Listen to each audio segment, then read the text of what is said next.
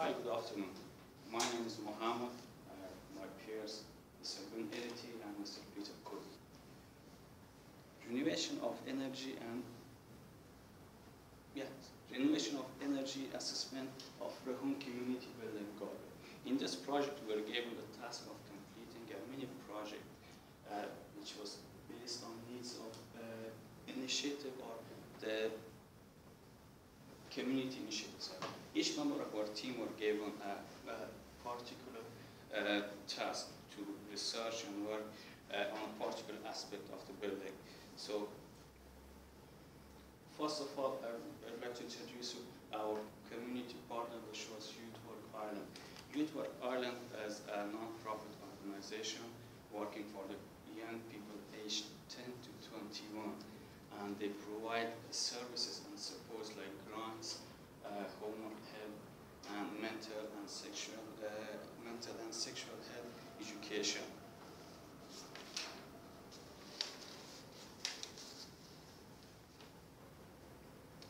There is a huge demand for their services. There are a number of young people seeking their help. But the problem that we are facing at the moment is they do not have enough space to accommodate such a large number of people. So there are few things that they needed to bring in the inside the center. Like the one thing that they needed a partition wall to separate the office from the hallway, and the second was to remove there a few unused space, like there was two toilets that they needed to remove the partition walls from them, and finally they needed an assessment of energy efficiency. So the task number one, which was carried out by myself, was to remove the partition walls or the internal walls in the building. But before that, we have to find out, first of all, if those walls to be removed for a non-load-bearing wall or a non-load-bearing wall. Because it is very important, before we remove any wall, we should have to find out if those walls are, if like they are load-bearing walls, then it's very hard to remove. We need to do lots of research in that. And so, what's a load-bearing wall? A load-bearing wall is a wall that distributes and transfers the load between 2 points and down to the foundation. So that's the picture that should be. And a non-load-bearing wall is a wall that supports no load, but it's on weight only.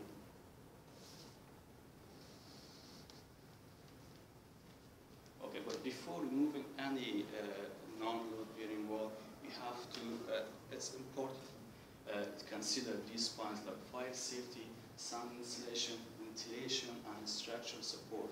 And there's another thing that for removing any internal wall, we do not need any planning permission.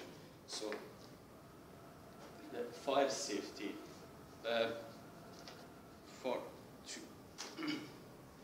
fire safety, for example, if you like to remove any internal wall and create a large space, so there are some important points. For example, we have to install a few extra number of fire alarms, and secondly, the sound insulation. But sound insulation is only if you like to create a wall. But for removing a wall, you don't use this sound insulation. And same thing, ventilation. And structural support is also required if you're creating a wall.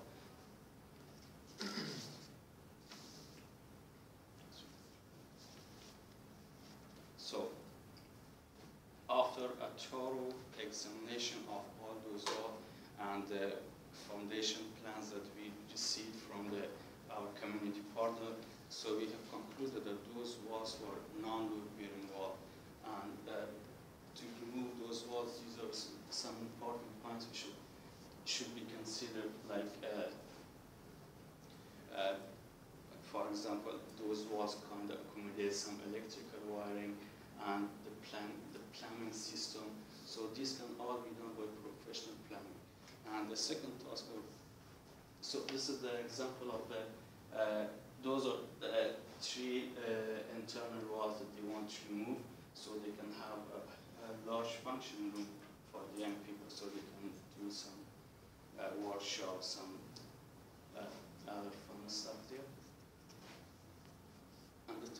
was performed by my parents. So these are audits.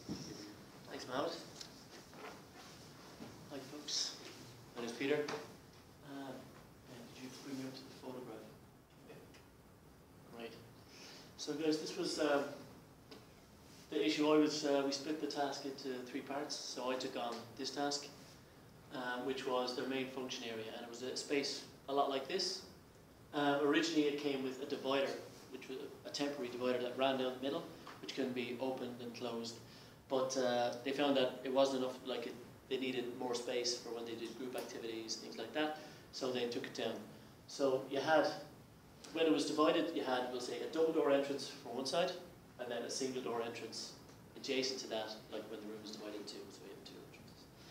So their main issue with this space, and this is where they do most of their work, was to access. This is a downstairs bathroom. This is a small kitchen to prepare the lunch, and this is one of the main offices.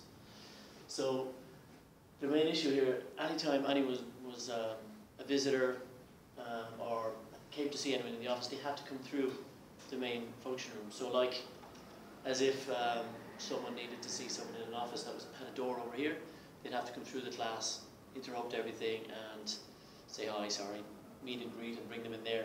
And they said it just wasn't working, because they originally inherited the building without it being designed for this purpose, so they needed to change it.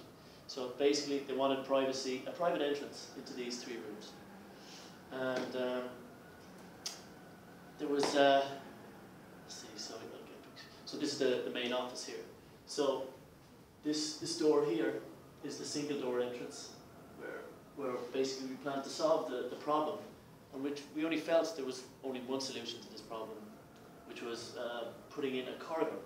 So an L-shaped corridor down here and to here, so you can access these 3 without interrupting any of the people in the room. Considerations when doing something like that was, I suppose, we had to keep the corridor wide enough for, say, wheelchair access, because it's a public building. Anything else? We made sure not to create any more obstructions, like for fire exits, things like that. Probably had to take into relocation of fire safety, like the extinguishers or even smoke alarms, things like that. So yeah, and plus, I suppose, an added bonus of putting in this new corridor or partition wall would this office would get some more sound insulation. So you could just put in the wall, or even you could add sound insulation to that partition wall. So they could design on that. So this was the original function room, which is this size. This was we'll say the temporary line that was there, but that's no longer there. So you have your access already here, and there's the single door access, which we thought, we could just add in a nice L shape here. So this is where we put this in here. So you can access, we'll say, these offices from the function room or privately, which was what we were after, through here. And with minimum, which we thought minimum fuss, they did sort of ask us to consider maybe making a door here. But we found out that under the stairs, this is the stairwell there, under the stairs is where all the electrical distribution boards are, so that was a non-starter. Yeah, and it was great. We just talked, we came up with the idea, we mentioned it to them, they said, oh, that sounds great, you know, and any sort of issues they had, we asked them, is there anything we should consider, things like that. They said, no, just give us an idea. And we felt that was just putting up pretty much two partition walls and a door here was, a fairly low impact solution to the problem. So yeah, I think that was my issue. Something more for me, probably not. Ben?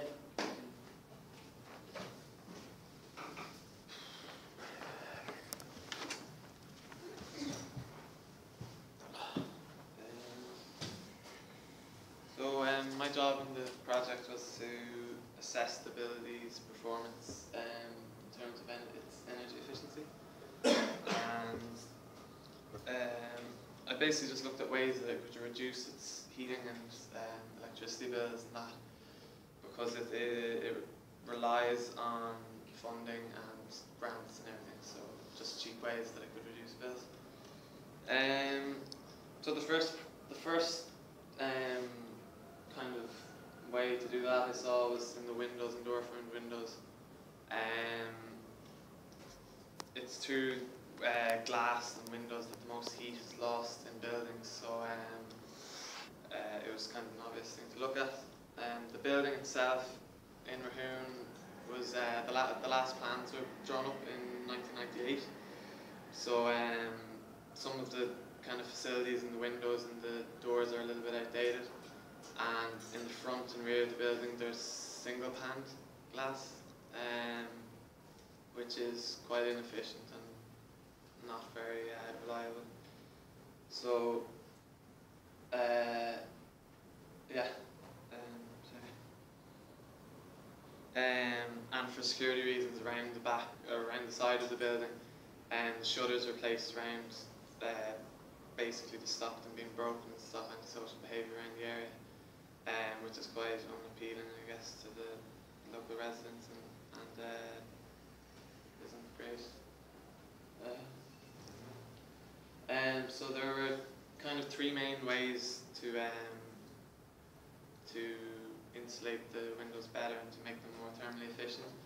The first being double glazed windows or gas filled double glazed windows.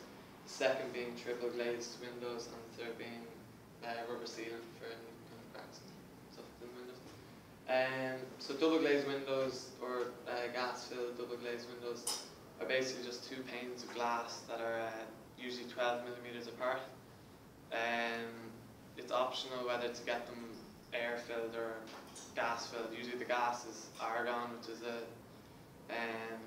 it is a bad conductor of heat, so it's difficult for the heat to be removed from the building.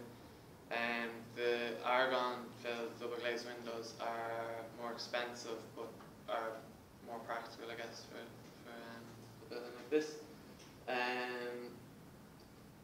The U values of a single glazed window is about 5.6, which is very poor, and obviously isn't very efficient, whereas double glazed windows have a U value of about 1.8, and this 3.8 difference is easily enough to save money on annual heating bills and the like. And also double glazed windows reduce noise pollution, and seeing as the building is on a main road, it's quite practical. Triple glazed windows are probably not practical for this project because they are quite expensive, and the building, it's not really required in an Irish climate. They're common enough in Sweden and Norway and places like that, but wouldn't be really necessary here, but they're just an option. And finally, rubber sealants. They prevent drafts and are an extremely cheap way of fixing any problems in window frames and that, if there's any small cracks. So we also learned from meeting with Sinead Allen, a youth worker in the youth project here, that from speaking to local residents in the area, they thought the building was actually derelict and unused because the shutters were never really open because it's just inconvenient to do it every day. So that was kind of another reason I thought to look at kind of a more secure windows, because it is something that comes with double glazed windows. They're much more secure than single pan. So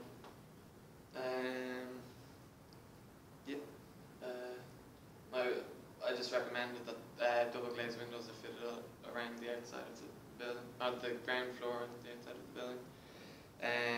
It could mean that the shutters were removed, which would make the building more appealing and would hopefully draw more people towards the youth centre, and obviously would save money in terms of the heating bills. So, the second kind of issue I found was ventilation. So ventilation is the process of replacing stale air with higher quality air or fresh air from outside. There's two main ways of ventilating buildings. One is natural and one is mechanical. So natural ventilation is the ventilation of the building with outside air without the use of any fan or mechanical systems. And the second is mechanical, which is basically just using fans or using mechanical systems to ventilate buildings. In Rahoon, the ventilation is actually quite good throughout the building. It's not bad. It was just, there was one room in particular that was, the vent was broken, and when we visited the building originally, it was in January, or it was early on in the semester, and it was quite cold when we went in, and they were reluctant to even really let us into that particular room because, you know, they weren't using it whatsoever, and they ended up using it as storage facilities, and they had kind of waste, you know, rubbish and stuff in there. It didn't smell good, it was cold. So I basically just suggest that it was previously a shower room as well, so there's a shower and there's an extraction vent there as well. But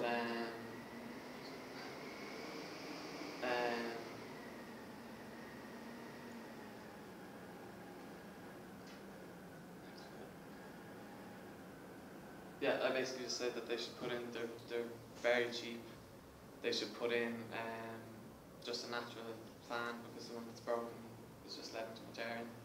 So hopefully that would increase the, well, it would keep heat in the building, it would stop drafts when the room is, or when the door is open, and it would just, simply enough, it would reduce the heating bills, because you wouldn't have to have the heating on as long if you're letting in cold air like that in winter months.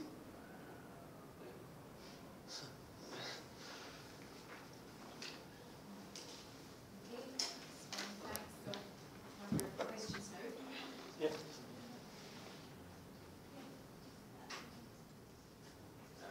For the panel Yeah. that you use, do you look at them like a materials that you think would as a board? You know, like when you put a board, and it should be a board that structured in, so that it won't fall and, you know, like 1 centimeter or something. Oh yeah, like well, like I suppose your common partition wall. That's what we're doing. So that'd be timber and plasterboard. Yeah. So. My first question is regarding the partition wall. When you look at the fire safety regulations, ventilation, and how to rearrange the things when you are going to build a corridor, Yeah. what did you base your judgment on? Well, I Were looked. there any guidelines, or did you? Yeah, I looked up. someone? We'll say the Irish, well, the international standard, the ISO, for public building corridors. Like once they exceed a certain length, you've got to have, we'll say, more exits. But this was quite, their length was quite short. It would have been, distance would have been maybe from me to the door, and then at angles, and then. But as I get to the door, there's already a doorway there, so it has that exit there. So the width was one thing, is if you could have wheelchairs pass each other. So if there was obstructions, like there was a heater, storage heater there, so I had to kind of take that into account. And there was, they had some shelving, but it was going to be relocated. But because the length was short, we didn't have to factor in too much. Like we were making the first, we'll say, when the doors are closed on the offices downstairs, everywhere, that would be the first, we'll say, space in this building with a window. So I guess you might have to have lighting there during the day, you know, or you know, if those doors are closed. So You included all those in your recommendations. yeah, so lighting, emergency exit as well, because you come into a new space in the building. But it didn't interrupt any, would say, egress. So it didn't make the distance any longer. It did put another doorway there, that the door would be open, but never unlocked. Okay, thanks. But And just one question to Ben, yes? Yeah. You said you took into account the U values for windows, so you Yeah. looked how much heat is lost through the envelope through windows. Yeah. Did you look at the walls itself? I didn't look at the walls. I kind of, no. You didn't, like, do you know if the walls were insulated, or The walls were insulated, yeah. do you know what was the structure of the wall? Was it like a cavity wall with the cavity insulated, or? Was it? I hadn't looked that up. I thought it was, I looked up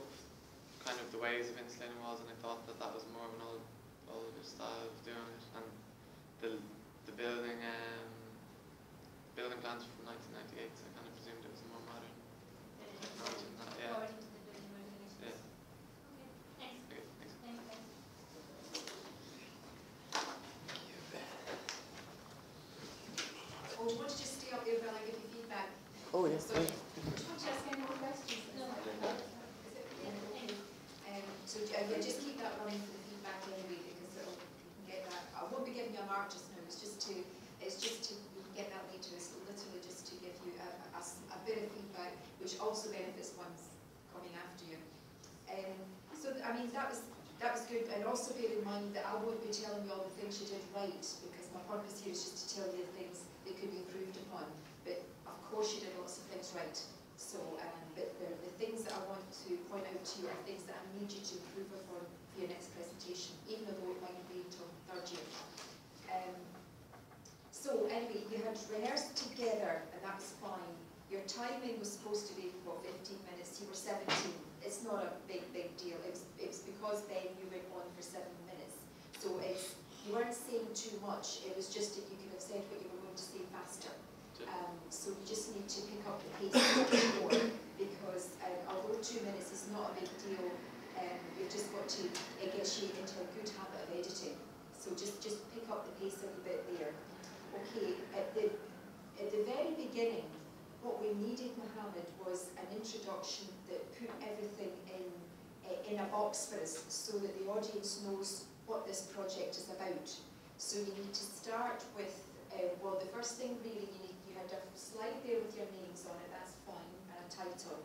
Your next slide should really have been like an overview, a kind of menu of what you're going to cover, with maybe each of your names. Mohammed covering da-da-da, Ben da-da-da, Peter da-da-da. Then the audience can see how much you're going to go through. Then you can move on to your introductory slide. And once you got onto that slide, what we needed was a photograph, an external photograph of that building. We didn't actually get it until you came on, Ben. So that was like we're 2/3 of the way in before we even saw this building. Or where it was, we didn't know it was in Rahoon. Unless I missed something earlier, I didn't even know it was in Rahoon. I just knew that it was called Youth Work Ireland. But that's not locating it, so you need to just locate it for the audience, an external picture, and say who it is, basically. The next thing you need to do in the introduction is basically to gives an idea of your client brief. In other words, what did they ask you to do? Did they ask you to,